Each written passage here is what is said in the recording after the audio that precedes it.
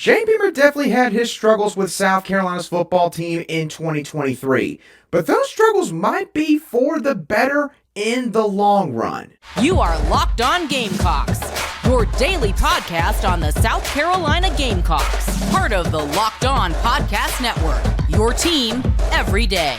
Hello, Gamecock Nation, and welcome back to the Locked On Gamecocks podcast.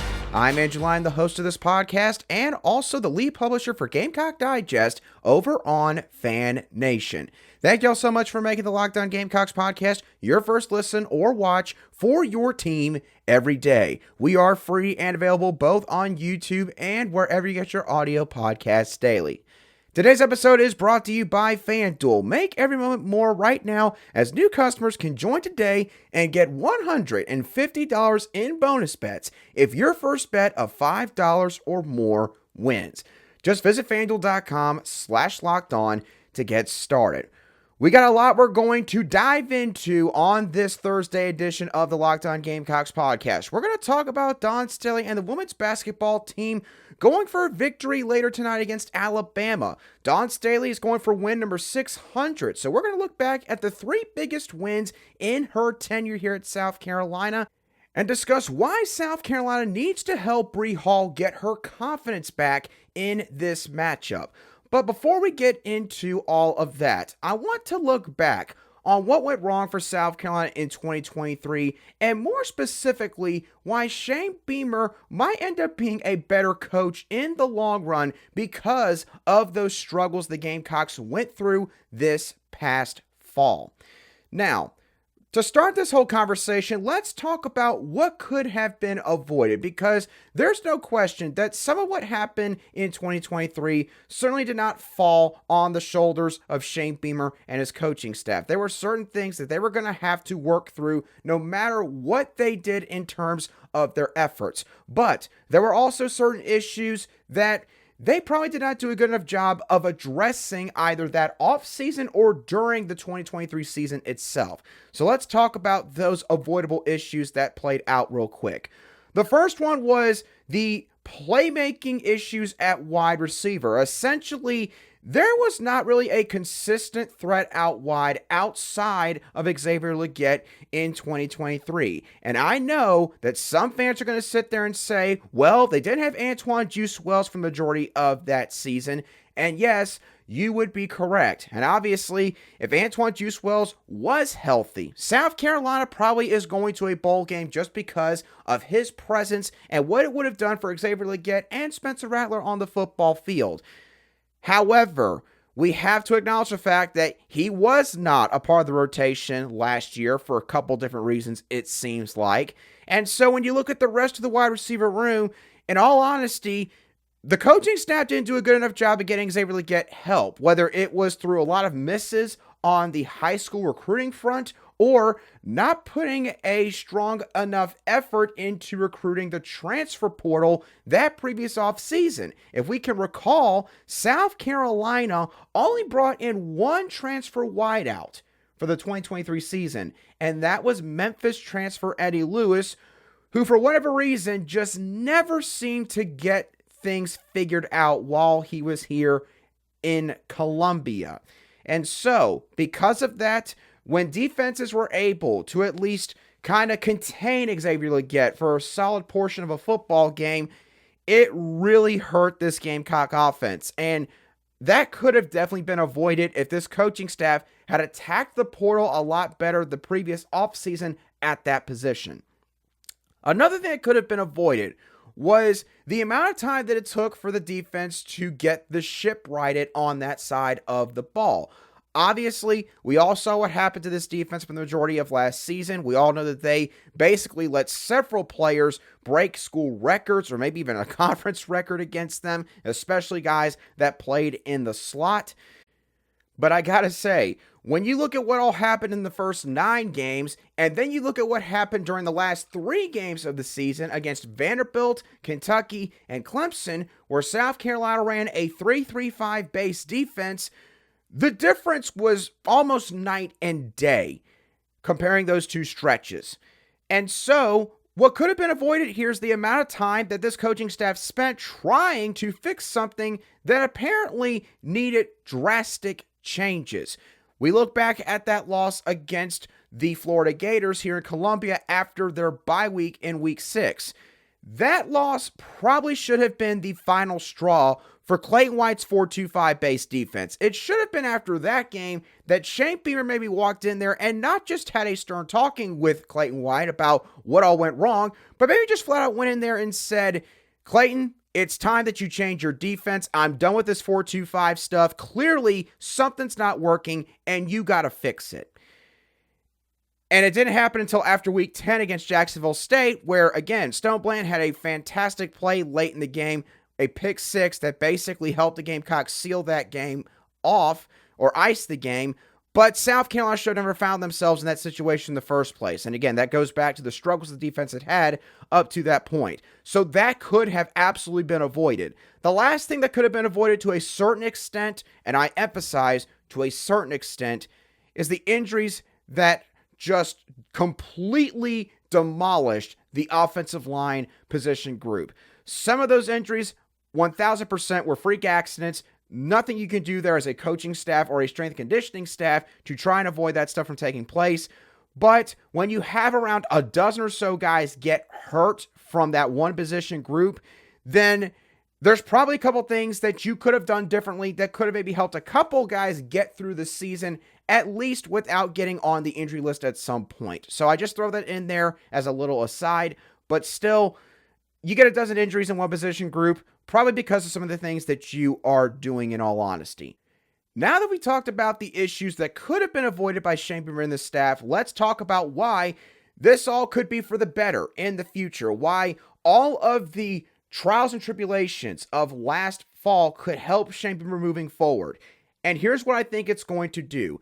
I think that all of those issues that came to the forefront are going to cause Shane Beamer to be a more proactive coach than a reactive coach in the future when certain situations arise.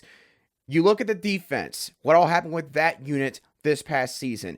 If you need another example, go back to 2022. Look at the offense that Marcus Satterfield was operating during that time.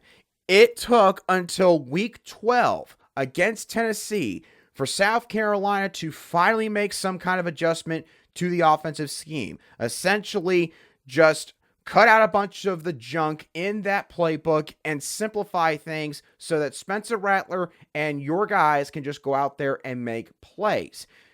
Both times, it took until November for Shane Beamer to seemingly step in enough to where it was like he demanded that changes get made. I don't think Shane Beamer's going to wait that long from this point moving forward if one of those units is struggling mightily to get the job done on Saturdays. Also, you look at roster construction. You look at what happened in the transfer portal this past offseason. I'm not talking about the last couple months. I'm talking about the 2022 offseason. We all remember South Carolina got raided to a certain degree. A lot of people labeled them as one of the biggest losers in that portal cycle because of the guys that they lost. And it turns out a lot of those people were right. And South Carolina was not proactive enough trying to get guys that, sure, maybe you can't fully replace a Marshawn Lloyd or a Jaheim Bell, but you can get enough guys that are talented enough collectively that can make up for those kind of losses.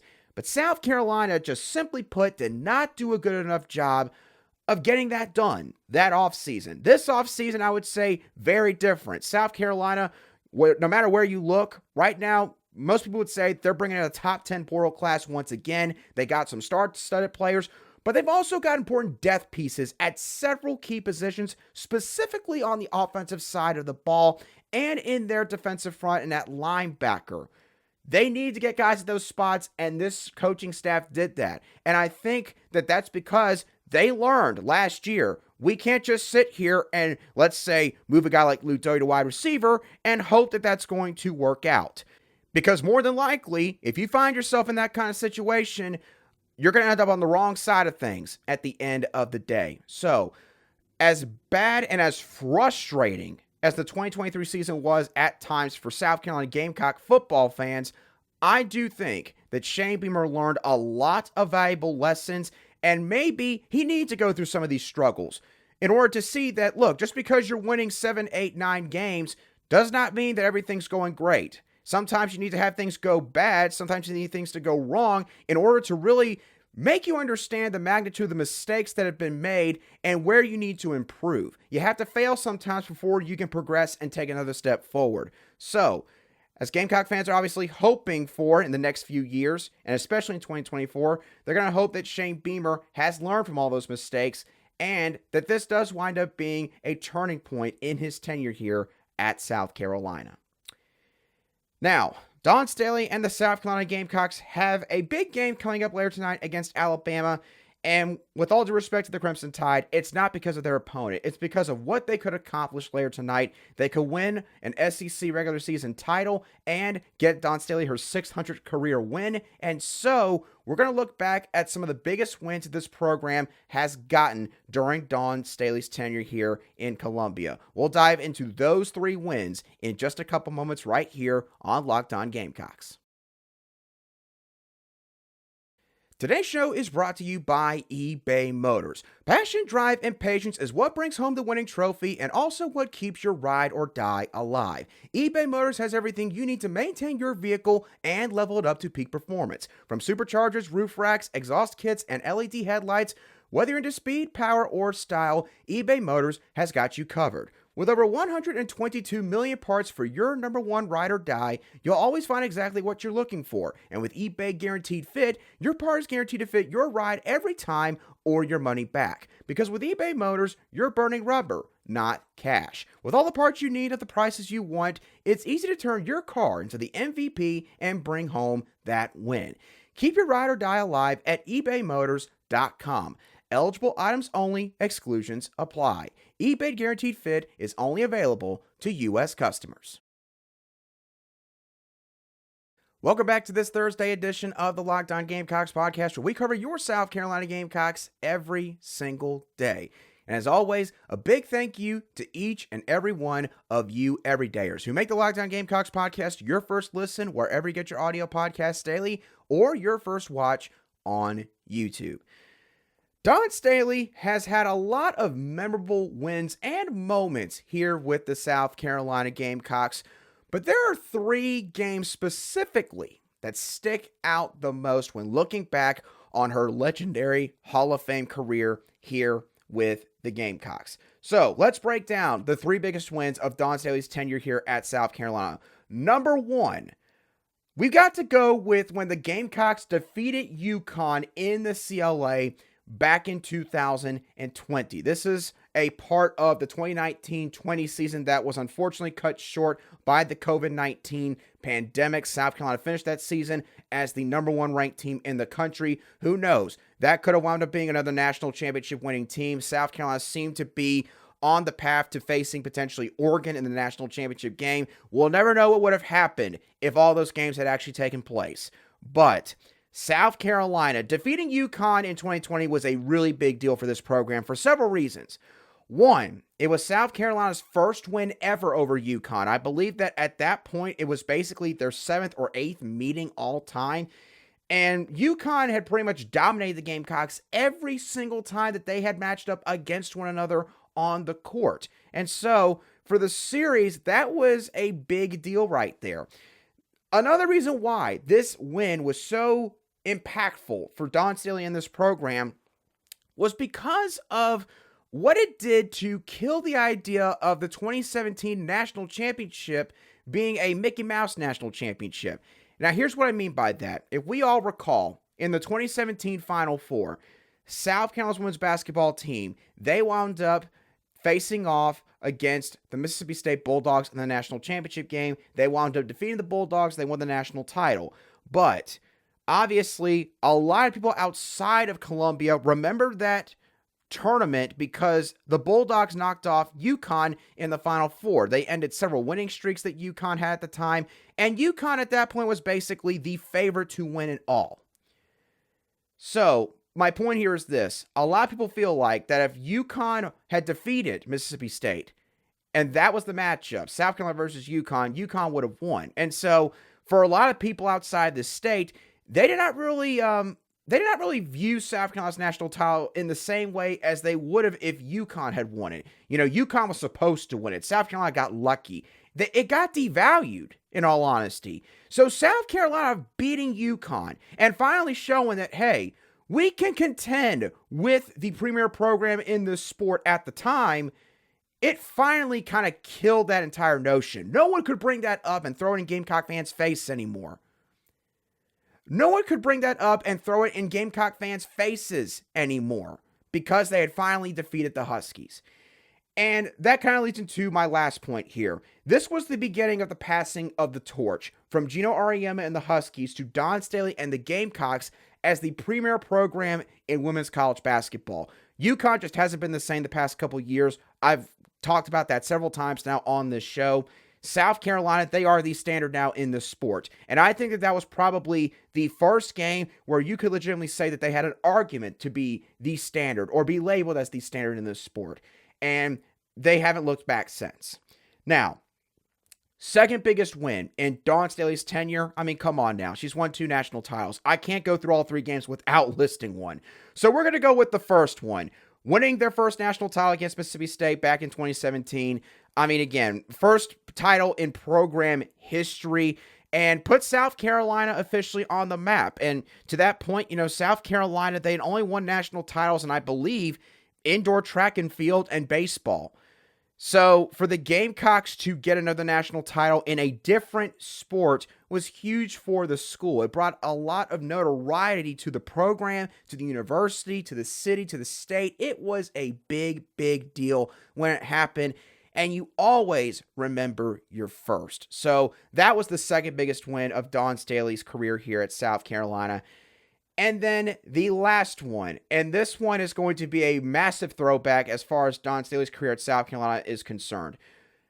The third biggest win of her career, in my opinion, was when the Gamecocks knocked off the number 8 Tennessee Volunteers in Knoxville back in the 2011 through 2012 season. Now, couple of things here. One, this wound up being the final time that South Carolina faced off against legendary Hall of Fame coach Pat Summitt. Obviously, God rest her soul, all the horrible things that she went through in her final years of life. But Pat Summitt had a big impact, not just on the game of basketball, but on a lot of different people. So for South Carolina to be able to say that they finally got over the hump at the very end, and they were able to knock off Pat Summitt in a very respectful way, that was a big deal for South Carolina. And at that time, it wasn't so much the national picture, but the picture of the SEC in women's basketball. That was kind of the beginning of the passing of the torch then, because, again, unfortunately, Pat Summitt, had to leave the game because of health reasons and then passed away a few years later. South Carolina, very quickly after Pat Summitt left Tennessee, they kind of took the mantle. They became the team in the SEC, and this was the first game that kind of signaled that that change was coming. And it was also Dawn Staley's first win over a top 10 opponent while she was at South Carolina. And so it would take a couple more years before the Gamecocks actually won an SEC championship in women's basketball. But defeating the Tennessee Volunteers in Rocky Top that season, that was sort of the first win where Gamecock fans could sit there and say, we got something special brewing here. We got something that we are building, that Dawn Staley is building. And I think, honestly, that was kind of the game that kind of woke the fan base up, that made the fan base realize that we need to get behind this program. We need to get behind this team because they're going to accomplish some things that we may have never thought they could have accomplished in our lifetimes until Dawn Staley got here. So, in my opinion, those are the 3 biggest wins by far in terms of impact in Dawn Staley's career to this point in South Carolina. And as I know Gamecock fans are probably thinking about right now, they're probably hoping for a whole heck of a lot more before Dawn Staley's career is over. Now, getting all of the massive accomplishments out of the way here, South Carolina, they still got to focus on the game itself tonight against Alabama. And I'm not going to talk about Alabama. I want to talk about a player that needs to get going again, and that is Bree Hall, specifically when it comes to her confidence on the offensive end of the floor. So we'll dive into that a little bit more in just a few moments right here on Locked On Gamecocks. Today's show is brought to you by FanDuel. Get buckets with your first bet on FanDuel because right now new customers can get $150 in bonus bets with any winning $5 bet. That's $150 if your bet wins. Talked about the Lakers and Warriors game a day or two ago that's going to take place later tonight. Well, let's talk about that other team in Los Angeles, the Los Angeles Clippers, as they're going on the road to take on the Oklahoma City Thunder, who according to FanDuel is a 2-point favorite in this matchup. Now, the Thunder are 21-6 at home this season. Pretty good record. So you might be wondering why the 2-point spread. Well, the Clippers are 16-11 on the road. Almost more impressive than what the Thunder have done at home this year. So, if you want to look at the spread for that game, or maybe look at some other teams or players, be sure to visit FanDuel.com/lockedon and shoot your shot with FanDuel, an official sportsbook partner of the NBA. Welcome back to today's edition of the Locked On Gamecocks podcast, where we cover your team every single day in just 30 minutes. Now, we talked about this earlier in the week. South Carolina's women's basketball team, they did not play their best brand of basketball against Tennessee and Georgia this past week, or at least in the past few days. Now, they got a chance to try and get back on track a little bit as far as their on-court play is concerned against Alabama later tonight. But in terms of specific goals that the Gamecocks need to accomplish, I think one of those goals needs to revolve around a specific player in their starting lineup. And I'm talking about Bree Hall, because I think the Gamecocks need to help Bree Hall get her confidence back up on the offensive end of the floor. Now, I usually stray away from talking about the struggles of a particular player. I certainly try not to be harsh about it, but I have to acknowledge going into this topic, Bree Hall, she has definitely been struggling in terms of shooting the basketball over the past few games. In the past 3 games for South Carolina, Bree Hall has shot 6 of 28 from the floor, or 21.4%. From behind the 3-point line, Bree Hall hasn't shot a whole lot better. She's shooting 4 of 15 from that area, or 26.7%.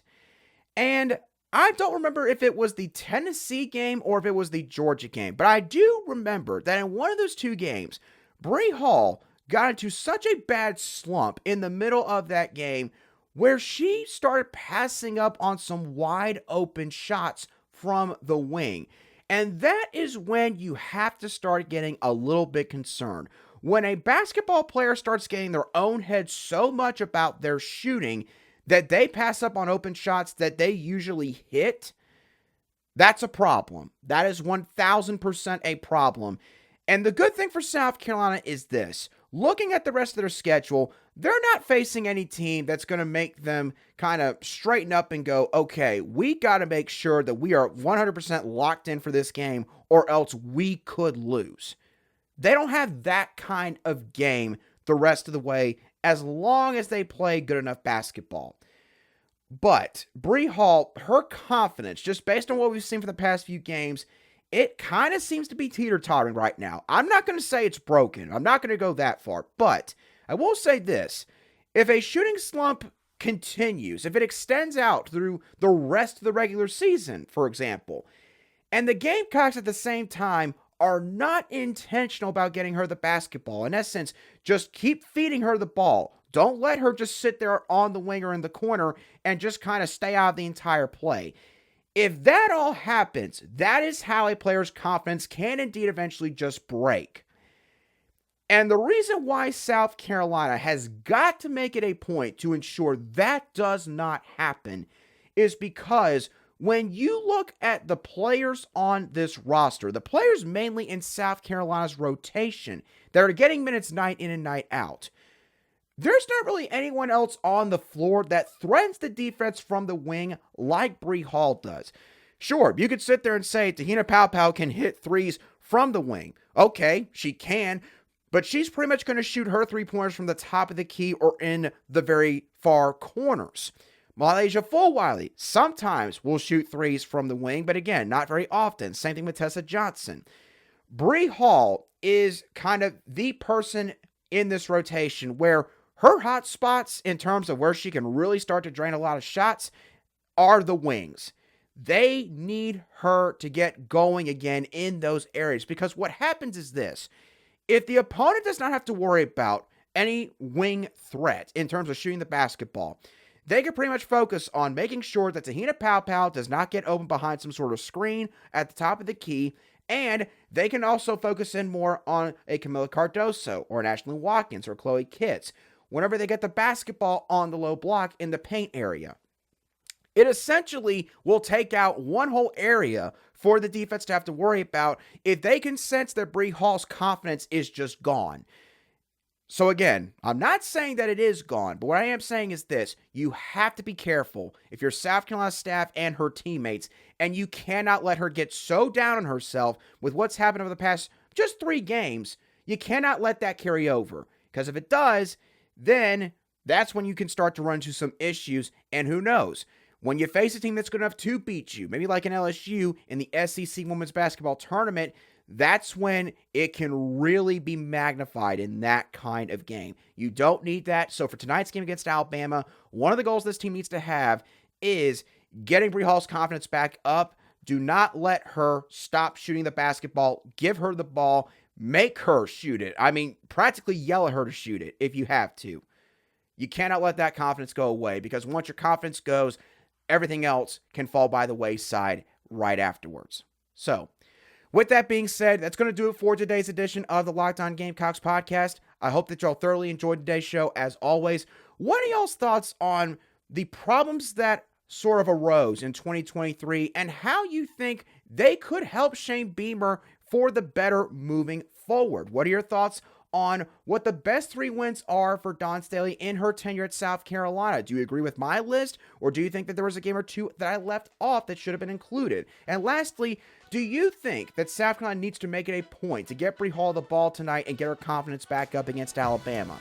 Let me know your thoughts down below in the comments section if you watch today's show on YouTube, or you can shoot me a direct message on X at @aline_SC if you listen to today's show on an audio podcast app. Once again, thank y'all so much for tuning in. Have a great rest of your Thursday, and I'll be sure to catch y'all on the next show of the Locked On Gamecocks podcast.